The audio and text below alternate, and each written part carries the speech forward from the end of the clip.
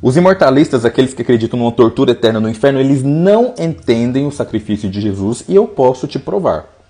Se você gosta de conteúdos como esse, já me siga e já deixe seu like, que eu desenvolvo muito conteúdo aqui para você aprender.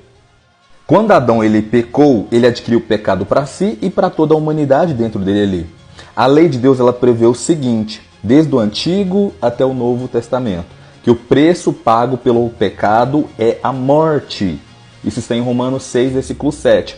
Então Jesus ele morre, bem dizer, ali no lugar de Adão, que tem toda a humanidade, para pagar os pecados da humanidade. Aqueles que exercer fé nele. Então a moeda que paga o pecado é a morte. Porém, os obscurecidos imortalistas, eles dizem que o preço pago pelo pecado é uma tortura eterna.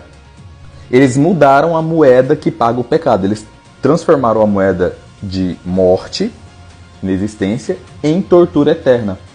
Vamos fazer um raciocínio bem breve então. Se o preço pago pelo pecado é você ser torturado da eternidade, a morte de Jesus por si só, ela pagou o pecado? Porque Jesus ele toma o seu lugar, paga o pecado no seu lugar com a morte, para que você viva para sempre. Mas se o preço do pecado não é a morte, a tortura eterna, então o que Jesus fez não pagou o seu pecado. Por quê? Para Jesus tomar o seu lugar, então ele teria que ir lá para um inferno de tortura eterna. Aí dessa maneira seria propiciatório, porque Jesus tomaria o seu lugar, sendo torturado eternamente, para que você vivesse. Se segundo os imortalistas nós temos a vida eterna e nós temos uma tortura eterna, então os imortalistas invalidam dessa maneira o sacrifício de Jesus. Porque Jesus, como ele pagou o pecado da humanidade? Com a morte. Uma vez.